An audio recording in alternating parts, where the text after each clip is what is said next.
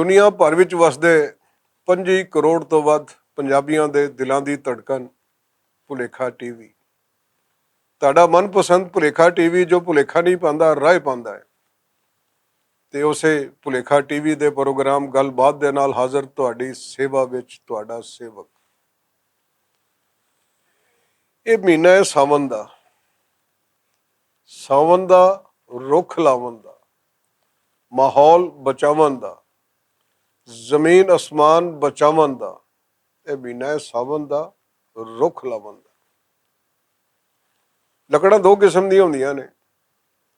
ਇੱਕ ਨੂੰ ਅਸੀਂ ਕਹਿੰਦੇ ਹਾਂ ਕੱਚੀ ਲੱਕੜ, ਇੱਕ ਨੂੰ ਅਸੀਂ ਕਹਿੰਦੇ ਹਾਂ ਪੱਕੀ ਲੱਕੜ। ਇਹ ਕੱਚੀ ਪੱਕੀ ਲੱਕੜ ਹੈ ਕੀ? ਪੱਕੀ ਲੱਕੜ ਤੋਂ ਮੁਰਾਦ ਅਸੀਂ ਲੈਂਦੇ ਹਾਂ ਕਿੱਕਰ ਦੀ ਲੱਕੜ, ਟਾਹਲੀ ਦੀ ਲੱਕੜ, ਨਿੰਮ ਦੀ ਲੱਕੜ, ਜਾਂ ਫਿਰ ਇਹੋ ਜਿਹੇ ਜਿਹੜੇ ਕੁਝ ਹੋਰ ਰੁੱਖ ਨੇ ਉਹਨਾਂ ਦੀ ਲੱਕੜ, ਜਿਹੜੀ ਕਿ ਕਾਰਾਮਦ ਹੈ, ਜਿਸ ਦੇ ਬੂਹੇ ਬਣਦੇ ਨੇ, ਬਾਰੀਆਂ ਬਣਦੀਆਂ ਨੇ, ਰੋਸ਼ਨਦਾਨ ਬਣਦੇ ਨੇ, ਖੁਰਲੀਆਂ ਬਣਦੀਆਂ ਨੇ, ਫਰਨੀਚਰ ਬਣਦਾ ਹੈ, ਡੋਈਆਂ ਬਣਦੀਆਂ, ਹੋਰ ਬੜਾ ਕੁਝ ਬਣਦਾ ਹੈ, ਹਲ ਬਣਦੇ ਨੇ। ਇਸ ਲਈ ਕਿ ਉਹ ਪੱਕੀ ਲੱਕੜ ਹੈ। ਤੇ ਕਿਸੇ ਜ਼ਮਾਨੇ ਦੇ ਵਿੱਚ ਇਹ ਪੱਕੀ ਲੱਕੜ ਵਾਲੇ ਰੁੱਖ ਕਿੱਕਰ ਸਨ, ਭਾਵੇਂ ਟਾਹਲੀਆਂ ਸਨ, ਇਹ ਸਾਰੀਆਂ ਨਹਿਰਾਂ ਦੇ ਕਿਨਾਰੇ, ਦਰਿਆਵਾਂ ਦੇ ਕਿਨਾਰੇ ਇਹੀ ਛਾਂ ਕਰਦੀਆਂ ਸਨ ਜਿਹਦੀ ਕੋਈ ਹੱਦ ਕੋਈ ਨਹੀਂ। ਤੇ ਕੋਈ ਪਿੰਡ ਜਾਂ ਸ਼ਹਿਰ ਦੇ ਘਰ ਜਾਂ ਗਲੀਆਂ ਜਾਂ ਖੇਤ ਬਾਹਰ ਦੇ ਐਸੇ ਨਹੀਂ ਸਨ ਕਿ ਜਿੱਥੇ ਕਿੱਕਰਾਂ ਨਾ ਹੋਣ, ਜਿੱਥੇ ਟਾਹਲੀਆਂ ਨਾ ਹੋਣ, ਜਿੱਥੇ ਨਿੰਮਾਂ ਨਾ ਹੋਣ। ਇਸ ਪੱਕੀ ਲੱਕੜ ਦੇ ਰੁੱਖਾਂ ਤੋਂ ਇਲਾਵਾ ਇੱਕ ਹੋਰ ਰਵਾਇਤ ਵੀ ਸੀ। ਉਹ ਇਹ ਸੀ ਕਿ ਇਸ ਤੋਂ ਇਲਾਵਾ ਨਾਲ ਨਾਲ ਫਲਦਾਰ ਦਰਖਤ ਵੀ ਲਾਏ ਜਾਂਦੇ ਸਨ, ਜਿਨ੍ਹਾਂ ਦੀ ਲੱਕੜ ਕੱਚੀ ਹੁੰਦੀ ਸੀ, ਜੋ ਸਿਵਾਏ ਬਾਲਣ ਦੇ ਕਿਸੇ ਹੋਰ ਕੰਮ ਨਹੀਂ ਆਉਂਦੀ। ਉਹਨਾਂ ਰੁੱਖਾਂ ਵਿੱਚ ਆਮ ਤੌਰ 'ਤੇ ਸ਼ਤੂਤ ਸੀ, ਅੰਬ ਸੀ, ਜਾਮਨ ਸੀ, ਹੋਰ ਬਹੁਤ ਸਾਰੇ ਐਸੇ ਰੁੱਖ ਸਨ, ਅਮਰੂਦ ਸੀ, ਜਿਹੜੇ ਕਿ ਲਾਏ ਜਾਂਦੇ ਸਨ ਤਾਂ ਕਿ ਘਰ ਦੇ ਜੀ, ਗਲੀ ਮੁਹੱਲੇ ਦੇ ਲੋਕ, ਉਰਾਂ ਪਰਾਂ ਦੇ ਲੋਕ ਉਹ ਫਲ ਖਾ ਸਕਣ, ਉਹਦੀ ਛਾਵੇਂ ਬਹਿ ਸਕਣ। ਤੇ ਹੁਣ ਟਿੰਬਰ ਮਾਫੀਆ ਇੰਨਾ ਕੁ ਮਜ਼ਬੂਤ ਹੋ ਗਿਆ ਕਿ ਤੁਸੀਂ ਕਿਸੇ ਨਹਿਰ ਦੇ ਕਿਨਾਰੇ ਚਲੇ ਜਾਓ, ਤੁਹਾਨੂੰ ਕੋਈ ਰੁੱਖ ਨਹੀਂ ਲੱਭਦਾ, ਕੋਈ ਛਾਂ ਨਹੀਂ ਲੱਭਦੀ। ਤੁਸੀਂ ਪਿੰਡਾਂ ਚਲੇ ਜਾਓ, ਪਿੰਡਾਂ ਦੇ ਘਰ ਵੇਖ ਲਓ, ਪਿੰਡ ਵਿੱਚ ਜਾ ਕੇ ਉੱਥੋਂ ਦੇ ਖੇਤ ਦੇਖ ਲਓ, ਤੁਹਾਨੂੰ ਕਿਸੇ ਬੰਨੇ ਦੇ ਉੱਤੇ ਕੋਈ ਕਿੱਕਰ, ਕੋਈ ਟਾਹਲੀ, ਕੋਈ ਨਿੰਮ, ਕੋਈ ਫਲਦਾਰ ਦਰਖਤ ਨਹੀਂ ਲੱਭਦਾ। ਅੱਗੇ ਤਸੱਵਰ ਹੀ ਨਹੀਂ ਸੀ ਕਿ ਘਰ ਦੇ ਵਿੱਚ ਛਾਂ ਵਾਲਾ ਬੂਟਾ ਨਾ ਹੋਵੇ ਜਾਂ ਫਲ ਵਾਲਾ ਬੂਟਾ ਨਾ ਹੋਵੇ। ਤੇ ਹੁਣ ਜਿਹੜੇ ਘਰ ਨੇ ਉਹ ਇਸ ਸਟਾਈਲ ਦੇ ਬਣਨੇ ਸ਼ੁਰੂ ਹੋ ਗਏ ਨੇ ਕਿ ਸਾਫ਼ ਪਤਾ ਲੱਗਦਾ ਹੈ ਕਿ ਜਿਵੇਂ ਬੰਦਾ ਕਬਰ ਲਈ ਅਜ਼ਮਾਇਸ਼ੀ ਪ੍ਰਵਾਸ ਤੇ ਜਾ ਰਿਹਾ। ਉਹ ਸਾਰੀ ਕਬਰ ਵਿੱਚ ਰਹਿਣ ਦੀ ਪ੍ਰੈਕਟਿਸ ਹੈ। ਜਿਹੋ ਜਿਹੇ ਘਰ ਨੇ, ਬਿਜਲੀ ਇੱਧਰੋਂ ਗਈ, ਇਹ ਵੀ ਬੂਹੇ ਬੰਦ, ਇਹ ਵੀ ਬੂਹੇ ਬੰਦ, ਭਾਵੇਂ ਤੁਸੀਂ ਸਾਰੇ ਬੂਹੇ ਬੰਦ ਨੂੰ ਖੋਲ ਲਓ, ਹਵਾ ਦਾ ਫੱਕਾ ਨਹੀਂ ਆਉਂਦਾ। ਘਰ ਕਿਹੜੇ ਨੇ ਉਹ ਬੰਦ ਡੱਬੇ ਵਾਂਗੂ ਬਣ ਗਏ ਨੇ। ਹੁਣ ਵਿਹੜੇ ਛੇੜੇ ਕੋਈ ਨਹੀਂ ਰਹੇ ਕਿ ਜਿਨ੍ਹਾਂ ਦੇ ਵਿੱਚ ਤੁਸੀਂ ਬਹਿ ਸਕੋ, ਕਿਸੇ ਟਾਹਲੀ ਦੇ ਥੱਲੇ, ਕਿਸੇ ਨਿੰਮ ਦੇ ਥੱਲੇ, ਕਿਸੇ ਅੰਬ ਦੇ ਥੱਲੇ, ਤੇ ਤੁਸੀਂ ਉੱਥੇ ਬਹਿ ਕੇ ਖੁੱਲੀ ਫਿਜ਼ਾ ਦੀ ਵੀ ਮੌਜਾਂ ਲਵੋ, ਫਲ ਵੀ ਖਾਓ। ਕੋਈ ਗਲੀ ਐਸੀ ਨਹੀਂ ਸੀ ਕਿਸੇ ਜ਼ਮਾਨੇ ਦੇ ਵਿੱਚ ਜਿੱਥੇ ਕੋਈ ਨਾ ਕੋਈ ਛਾਂ ਵਾਲਾ ਰੁੱਖ ਨਾ ਹੋਵੇ, ਫਲਦਾਰ ਰੁੱਖ ਨਾ ਹੋਵੇ। ਘਰਾਂ 'ਚੋਂ ਵੀ ਫਲਦਾਰ ਰੁੱਖ ਮੁੱਕ ਗਏ, ਦਰਖਤ ਛਾਂ ਵਾਲੇ ਮੁੱਕ ਗਏ, ਨਾ ਕੱਚੀ ਲੱਕੜ ਰਹੀ, ਨਾ ਪੱਕੀ ਲੱਕੜ ਰਹੀ। ਇਹੋ ਸੂਰਤ ਹਾਲ ਸ਼ਹਿਰਾਂ ਦੀ ਹੈ, ਇਹੋ ਸੂਰਤ ਹਾਲ ਹੈ ਪਿੰਡਾਂ ਦੀ। ਦੂਜੀ ਖੋਰ ਕਾਰਾਮਦ ਕੱਚੀ ਲੱਕੜ ਹੈ, ਜੋ ਪੰਜਾਬ ਦੇ ਇਲਾਕੇ ਵਿੱਚ ਨਹੀਂ ਹੁੰਦੀ। ਉਹ ਆਉਂਦੀ ਹੈ ਪਹਾੜੀ ਇਲਾਕੇ ਤੋਂ, ਜਿਵੇਂ ਚੀਲ ਹੈ, ਦਿਆਰ ਹੈ, ਪੜਤਲ ਹੈ, ਚਲਗੋਜ਼ਾ ਹੈ। ਇਹ ਬਹੁਤ ਮਹਿੰਗੀ ਲੱਕੜ ਹੈ। ਇਸ ਦੇ ਵੀ ਬੂਹੇ ਬਾਰੀਆਂ, ਰੋਸ਼ਨਦਾਨ, ਫਰਨੀਚਰ, ਹੋਰ ਬੜਾ ਕੁਛ ਬਣਦਾ ਹੈ। ਲੇਕਿਨ ਇਹਦੀਆਂ ਕੀਮਤਾਂ ਹੁਣ ਆਮ ਬੰਦੇ ਦੇ ਔਕਾਤ ਤੋਂ ਬਾਹਰ ਨੇ। ਹੁਣ ਸ਼ਹਿਰਾਂ ਵਾਲੇ ਪਾਸੇ ਆ ਜਾਓ ਕਿ ਸੂਰਤ ਹਾਲ ਕੁਝ ਐਸੀ ਹੈ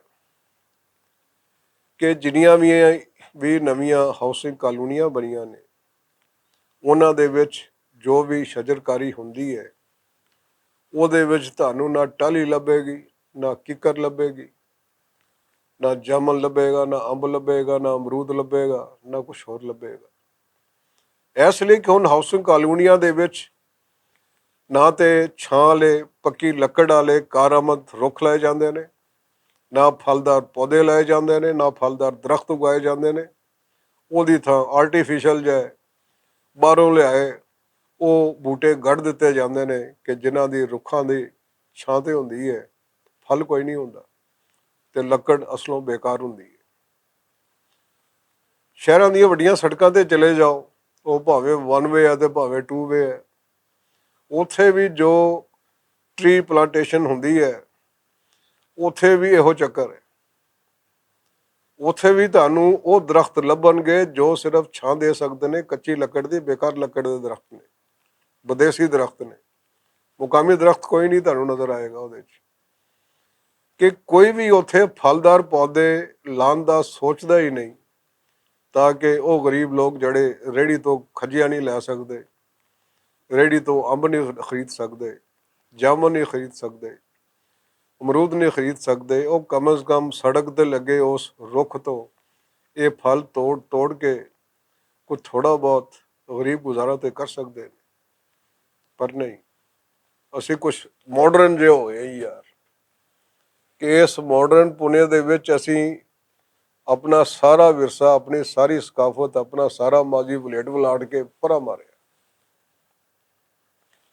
ਗੋਰਿਆਂ ਨੂੰ ਵੇਖ ਲਓ ਕਿ ਬ੍ਰਿਟਿਸ਼ ਪੰਜਾਬ ਦੇ ਵਿੱਚ ਕਾਨੂੰਨ ਸੀ ਉਹਨਾਂ ਦਾ ਕਿ ਸਰਕਾਰੀ ਬਿਲਡਿੰਗਾਂ ਹੋਣ, ਸਰਕਾਰੀਆਂ ਥਾਵਾਂ ਹੋਣ, ਜਾਂ ਜੋ ਵੀ ਦਫ਼ਤਰੀ ਥਾਵਾਂ ਨੇ, ਅਦਾਲਤਾਂ ਨੇ, DC ਆਫਿਸ ਹੈ ਜਾਂ ਦੂਜੇ ਦਫ਼ਤਰ ਨੇ, ਉੱਥੇ 50% ਉਹ ਦਰਖਤ ਲਾਏ ਜਾਂਦੇ ਸਨ ਪੱਕੀ ਲੱਕੜ ਦੇ ਜਿਨ੍ਹਾਂ ਦੀ ਛਾਂ ਹੁੰਦੀ ਸੀ।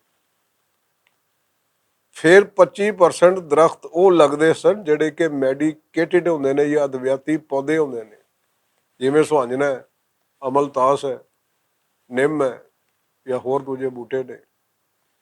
ਤੇ ਬਾਕੀ ਜਿਹੜੇ 25% ਹੁੰਦੇ ਸਨ ਉਹ ਸਿਟਰਸ ਹੁੰਦਾ ਸੀ, ਕਿ ਜਿੱਥੇ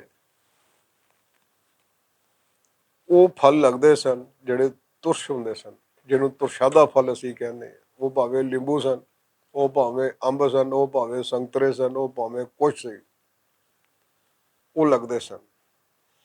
ਤੇ ਉਹਨਾਂ ਵਿੱਚ ਵੀ ਉਹ ਪੌਦੇ ਲਾਏ ਜਾਂਦੇ ਸਨ ਜਿਹੜੇ ਕਿ ਫੁੱਲਾਂ ਵਾਲੇ ਪੌਦੇ ਹੋਣ, ਤਾਂ ਕਿ ਫੁੱਲ ਵੀ ਇੱਕ ਤੇ ਜਮਾਲੀਆਤੀ ਜ਼ੌਕ ਇਨਸਾਨ ਦਾ ਪੂਰਾ ਕਰਨ, ਖੁਸ਼ਬੂ ਦੇਣ, ਸੋਹਣੇ ਲੱਗਣ। ਤੇ ਸਾਡੇ ਹਾਂ ਇਸ ਬਾਰੇ ਦੇ ਵਿੱਚ ਕੋਈ ਗੌਰੋ ਫਿਕਰ ਕਰਨ ਦੀ ਜ਼ਰੂਰਤ ਮਹਿਸੂਸ ਨਹੀਂ ਕਰਦਾ।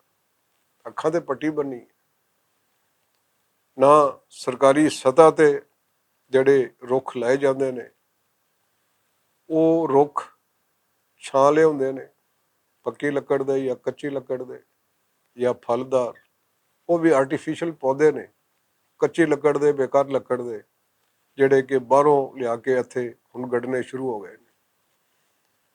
ਤੇ ਘਰਾਂ ਦੇ ਵਿੱਚ ਵੀ ਰਵਾਇਤ ਮੁੱਕ ਗਈ ਹੈ ਕਿ ਅਸੀਂ ਘਰਾਂ ਦੇ ਵਿੱਚ ਕੋਈ ਫਲਦਾਰ ਪੌਦਾ ਲਾਈਏ, ਇਸ ਲਈ ਕਿ ਸਾਡਾ ਸਟਾਈਲ ਆਫ ਕੰਸਟਰਕਸ਼ਨ ਜਿਹੜਾ ਹੈ ਉਹ ਇੰਨਾ ਬਦਲ ਗਿਆ ਕਿ ਹੁਣ ਵਿਹੜੇ ਹੁੰਦੇ ਹੀ ਕੋਈ ਨਹੀਂ, ਤੇ ਕਬਰ ਦੇ ਅਜ਼ਾਬ ਦੀ ਪ੍ਰੈਕਟਿਸ ਵਰਗੇ ਘਰ ਬਣ ਗਏ ਨੇ, ਜਿੱਥੇ ਵਿਹੜੇ ਨਹੀਂ ਹੁੰਦੇ, ਕਮਰੇ ਹੀ ਕਮਰੇ ਹੁੰਦੇ ਨੇ। ਜੇ UPS ਜਵਾਬ ਦੇ ਗਿਆ ਲੋਡ ਸ਼ੈਡਿੰਗ ਹੋ ਰਹੀ ਹੈ, ਬਿਜਲੀ ਕੋਈ ਨਹੀਂ, ਤੇ ਬਸ ਫਿਰ ਤੁਹਾਡੀ ਵੀ ਖੈਰ ਕੋਈ ਨਹੀਂ। ਘਰ ਕੀ ਨੇ, ਪੱਠੀ ਬਣ ਜਾਂਦੇ ਨੇ। ਸਰਦੀਆਂ ਦੇ ਵਿੱਚ ਸਹੀ ਹੈ ਕਿ ਬੰਦਿਆਂ ਨੂੰ ਜਮਾ ਕੇ ਰੱਖ ਦਿੰਦੇ ਨੇ, ਤੇ ਗਰਮੀਆਂ ਦੇ ਵਿੱਚ ਪਿਘਲਾ ਕੇ ਰੱਖ ਦਿੰਦੇ ਨੇ। ਤੇ ਅਸੀਂ ਜਦੋਂ ਵੀ ਸ਼ਜਰਕਾਰੀ ਦਾ ਮੌਸਮ ਆਉਂਦਾ ਹੈ, TV ਤੇ ਅਖਬਾਰਾਂ ਤੇ ਬੜੀਆਂ ਤਕਰੀਰਾਂ ਸੁਣਨੇ ਆ ਕਿ ਜਨਾਬ ਇਨਵਾਇਰਮੈਂਟਲ ਫਲਾਅ ਹੋ ਗਿਆ ਤੇ ਧਮਕਾ ਹੋ ਗਿਆ। ਇਹ ਸਾਰੀ ਮਾਹੌਲਿਆਤੀ ਤਬਦੀਲੀ ਜਿਹੜੀ ਹੈ ਇਹ ਕਿਉਂ ਹੋ ਰਹੀ ਹੈ? ਇਹ ਜਿਹੜੇ ਅੰਨੇ ਸੈਲਾਬ ਆਈ ਜਾ ਰਹੇ ਨੇ ਕਿਉਂ ਆ ਰਹੇ ਨੇ? ਕਿ ਟਿੰਬਰ ਮਾਫੀਆ ਨੇ ਪਹਾੜੀ ਇਲਾਕਿਆਂ 'ਚੋਂ ਰੁੱਖ ਗਾਇਬ ਕੀਤੇ ਤੇ ਸੈਲਾਬ ਭਾਜੀ ਡਾਇਰੈਕਟ ਸਾਡੇ ਵਾਲੇ ਪਾਸੇ, ਬਸਤੀਆਂ ਰੋੜਤੀਆਂ, ਫਸਲਾਂ ਰੋੜਤੀਆਂ, ਪਤਾ ਨਹੀਂ ਕੀ ਕੁਛ ਰੋੜ ਦਿੰਦੇ ਨੇ। ਤੇ ਇਸੇ ਤਰੀਕੇ ਦੇ ਨਾਲ ਜੇ ਤੁਸੀਂ ਵੇਖੋ ਕਿ ਸਾਡਾ ਕਲਚਰ ਉਹ ਕਲਚਰ ਰਿਹਾ ਹੀ ਨਹੀਂ ਜਿੱਥੇ ਫਲਦਾਰ ਪੌਦੇ ਹੋਣ, ਜਿੱਥੇ ਛਾਂਲੇ ਰੁੱਖ ਹੋਣ। ਹੁਣ ਤੇ ਅਸੀਂ ਉਹ ਰੁੱਖ ਬਣ ਗਏ ਹੈ ਜਿਸ ਤੇ ਕੋਈ ਪੱਤਾ ਨਹੀਂ, ਕੋਈ ਸਾਵਾ ਪੱਤਰ ਕੋਈ ਨਹੀਂ, ਟੁੰਡ-ਮੁੰਡ ਸੁੱਕੇ ਰੁੱਖ ਨੇ ਤੇ ਅਸੀਂ ਆ। ਤੇ ਮੈਂ ਫਿਰ ਕਹਿਣਾ ਕਿ ਇਹ ਮੌਸਮ ਹੈ ਸਾਵਣ ਦਾ, ਮਨ ਭਾਵਨ ਦਾ, ਰੁੱਖ ਲਾਵਣ ਦਾ। ਤੇ ਬਿਹਤਰ ਇਹ ਹੈ ਜ਼ਮੀਨ ਅਸਮਾਨ ਬਚਾਓ, ਇਨਸਾਨ ਬਚਾਓ, ਮਾਹੌਲ ਬਚਾਓ, ਰੁੱਖ ਲਾਓ। ਤੇ ਜੇ ਅਸੀਂ ਅਜੇ ਵੀ ਰੁੱਖ ਲਾਉਣ ਵੱਲ ਧਿਆਨ ਨਾ ਦਿੱਤਾ ਤੇ ਚੇਤੇ ਰੱਖੋ ਇਹ ਜਿਹੜੀ ਗੈਸਾਂ ਦੀ ਲੇਅਰ ਹੈ ਇਸ ਜ਼ਮੀਨ ਦੇ ਚਾਰੋਂ ਪਾਸੇ 14 ਮੀਲ ਦੇ ਫਾਸਲੇ ਤੇ, ਗੈਸਾਂ ਦੇ ਉਸ ਗਲਾਫ ਦੇ ਵਿੱਚ ਜੋ ਖੱਪਾ ਹੋਇਆ ਸੂਰਜ ਦੀ ਰੋਸ਼ਨੀ ਡਾਇਰੈਕਟ ਭਲਵਾਨ ਜੀ ਥੱਲੇ ਜ਼ਮੀਨ ਤੇ ਆ ਰਹੀ ਹੈ, ਜਿਹਦੀ ਵਜ੍ਹਾ ਨਾਲ ਮੌਸਮੀਆਤੀ ਤਗਯਰਾਤ ਵੀ ਹੋ ਰਹੇ ਨੇ ਤੇ ਇਹਦੇ ਨਾਲ ਨਾਲ ਮਾਹੌਲੀਆਤੀ ਜੋ ਡਿਸਟਰਬੈਂਸ ਹੈ ਉਹ ਵੀ ਸਾਡੇ ਸਾਹਮਣੇ ਆ ਰਹੀ ਹੈ ਕਿ ਮੌਸਮ ਬਦਲੇ, ਸਮਝੋ ਸਾਡੀਆਂ ਫਸਲਾਂ ਉਜੜ ਗਈਆਂ, ਸਮਝੋ ਅਸੀਂ ਉਜੜ ਗਏ ਤੇ ਸਾਰਾ ਕੁਝ ਉਜੜ ਗਿਆ। ਇਸ ਮੌਸਮੀ ਤਗਯਰਾਤ ਤੋਂ ਬਚਣ ਲਈ, ਇਸ ਮਾਹੌਲੀਆਤੀ ਆਲੂਦਗੀ ਤੋਂ ਬਚਣ ਲਈ, ਇਸ ਮਾਹੌਲੀਆਤੀ ਚੇਂਜਿੰਗ ਤੋਂ ਬਚਣ ਲਈ ਹੋਰ ਕੋਈ ਰਸਤਾ ਨਹੀਂ।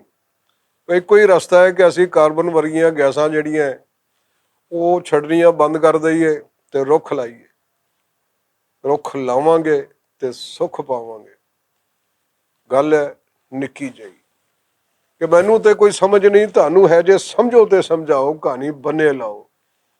ਗੱਲ ਨਿੱਕੀ ਜਿਹੀ, ਯਾਰ ਫਰੂਕਾ ਕੀ ਬਣੇਗਾ ਇਸ ਦੁਨੀਆ ਦਾ, ਮੈਨੂੰ ਉੱਤੇ ਕੋਈ ਸਮਝ ਨਹੀਂ, ਤੁਹਾਨੂੰ ਹੈ, ਜੇ ਸਮਝੋ ਤੇ ਸਮਝਾਓ, ਕਹਾਣੀ ਬੰਨੇ ਲਾਓ।